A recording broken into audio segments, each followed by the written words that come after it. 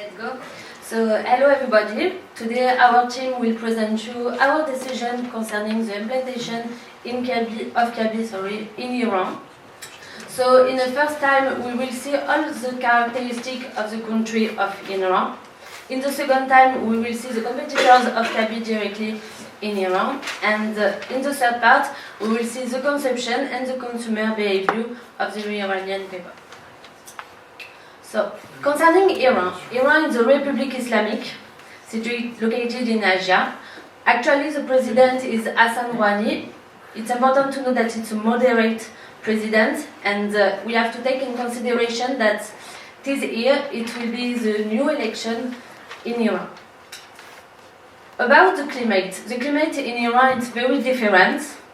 For Tehran, the capital, it's a Mediterranean climate. It's like the south of France. We have the average temperature of Tehran, it's 17.7 degrees. To make a comparison, in Paris, the average temperature is 12. So it's better to live in Tehran than in Paris. About the economic situation, just here you have a board about some different articles in France and in Iran. For the clothes, for Nike shoes and dress from Zara, we can see that the price is approximately the same in Iran than France. We have to take in consideration the embargo also. As we know, since January, the embargo is removed. So it's a real advantage for Kiabi because France enjoys very good brand image in Iran, and a lot of Iranian people want to work with French. And finally, about Iran, we have to take in consideration an important thing, the USA election, because as everybody knows, Trump was elected, and today is presidential inauguration. So during his campaign, Trump said that he's against the removal of the embargo in Iran. This is why we have to wait and to take in consideration the decision of the Donald Trump government. Thank you. So I speak about demographics of Iran, and we see that Iran is the 17th biggest country in the world for population. It has a population of 77.8 million people, while France has a population of 66.4 million people. It has a growth rate of 1.22%, which is almost tripled compared to the one of France. And it's worth to mention the fact that Iran has been experiencing the birth control policy during all the 90s and the year 2000, which has been removed until in 2012. So basically they introduced this policy because in 1976 the average Iranian family has 6 children per family. Now the average is almost 2, but we expect that this rate will be increased in the next years. So the median age in Iran is 29 years old, while in France is 41, and the sex ratio is almost the same. It has a population, 46% of population who is aged between 25 and 54 years old, while in France the situation is slightly different. Of this part of population, 50%, almost 50% are female, and they have a fertility rate of 1.8, while in France the fertility rate is 2.1. It is also worth to mention the fact that in Iran 50% of population is represented by women, who are educated women who are working, so they are labor force. And this issue represents quite a unique feature for an Islamic country, and can represent an opportunity for Kiabi as they target exactly that kind of woman.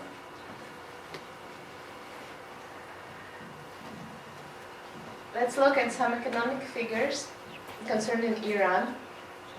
Here you can see the dynamic of real GDP and inflation. As you can see, starting from 2011 to 2013, there was a drop in GDP and increase in inflation rate. This increasing inflation rate can cause a threat for Kiabi, as imported goods will become more expensive for Iranian customers, and it can cause a drop in consumption volumes.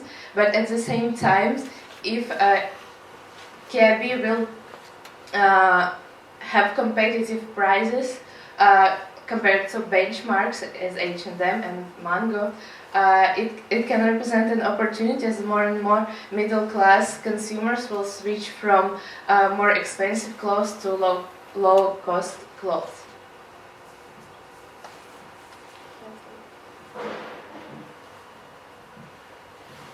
Okay, so now we will just have a look on the habits of consumption in Iran. So first of all, we notice that Iran people are very attracted by European, so Western products and goods, especially in the retail sector. So people want European clothes and brands, and we also observe that during the last years after years, there is now an obsession of shopping in Iran, especially for young people.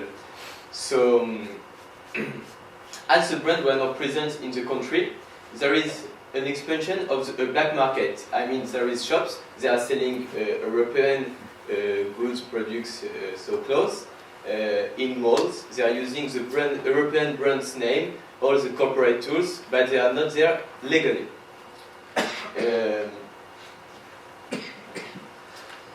Besides, as the Iranian population is not very rich, we can observe that they are all very attracted by the European brands, because rich and poor people all buy European brands. So rich people can buy normal brand, and poor people will buy counterfeit products. So they are very attracted by European way of life. Now have a look on the women clothes habits. So women wear usually long and wide clothes in order to hide their shapes. Usually they don't wear vivid color and drawing, it's not recommended, even if it's evolved year after year. So the way to get dressed in Iran is different, so even if it's evolved, we still have to take in consideration the fact that a brand has to adapt a bit of the collection to be in Iran. Now concerning the young people, so in Iran there is the population is very young, and it's very important because young people are very connected to global fashion movement. They are following brands on TV channels, on brands' websites. There is only one social media who is available in Iran, it's Instagram. So we can see there that some Instagram page of European brands are very, very popular. And besides, I was saying that it was very important to young people because they are very connected to internet and mobile use, and they permit to increase the number of connection and the use of internet. And finally, regarding the e-commerce, so actually it's a very small part of transaction. It represents around 3% in 2015, but we can see that it's increasing a lot.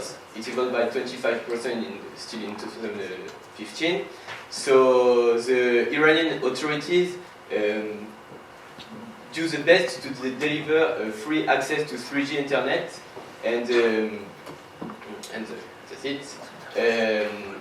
E-commerce is not very popular yet, even if there is some important e-commerce websites, but it's just selling Iranian products, and people don't get access to other e-commerce, very popular e-commerce websites like Amazon, for example. But we can see the will to do like people in Europe or in the rest of the world, because people will illegally buy things, products on a website like Amazon by taking an intermediary in another country and after send the product at their home. So finally, all these characteristics show how population in Iran are very attracted by the European goods, but more of that, they are very attracted by the European way of consumption. 10 minutes.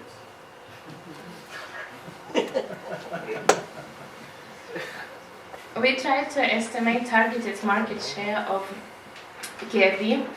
We think that first target is for Kiabi is Tehran, which is the capital, and as we were told, the targeted turnover per shop is 5 million euros.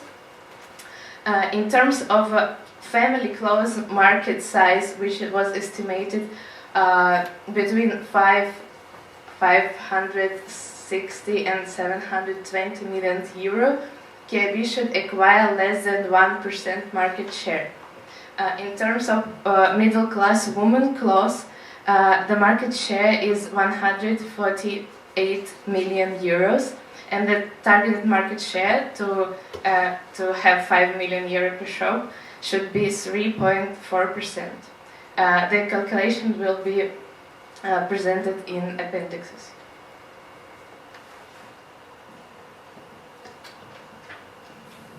Okay, so now we talk about the competitor for Kiabi in Iran. And according to a study conducted by the Deloitte, the franchise agreement and local manufacturing deals help to make those foreign brands affordable in the current economic environment. So the competitors that Kiabi will have to face in the shopping mall are mainly the Western fashion brand that Kiabi already competing with in the Europe. And those brands, they operate through the franchise with local companies.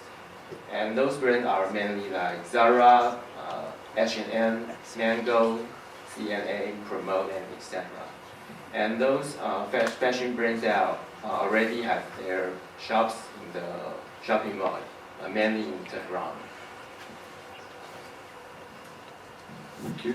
So I'm going to talk about the customer's behavior, which is shifting from souk markets to modern shopping malls.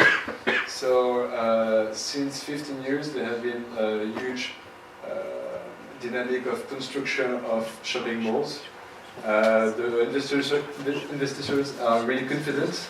Real estate developers as well. Like in the last 15 years, more than 400 shopping malls have been built across the country, and 65 only in Tehran. So there is a real tidal wave of consumer friendly in Iran for modern and Western malls.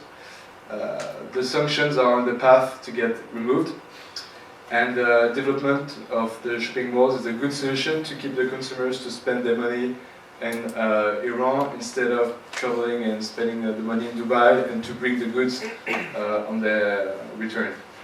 Another thing which support the development of the malls is the fact that the government see from a very good eye the fact that the consumption is going into modern shops instead of the souk, because they can apply the added value taxes. When it's on the grey market, there are no taxes for the government. So if Kiabi is willing to go in Iran, they should not miss the biggest shopping malls, such as Isfahan City Center, Persian Gulf Complex, where all the Western brands are present. On the other hand, there might be a correction on this dynamic of this kind of real estate bubble.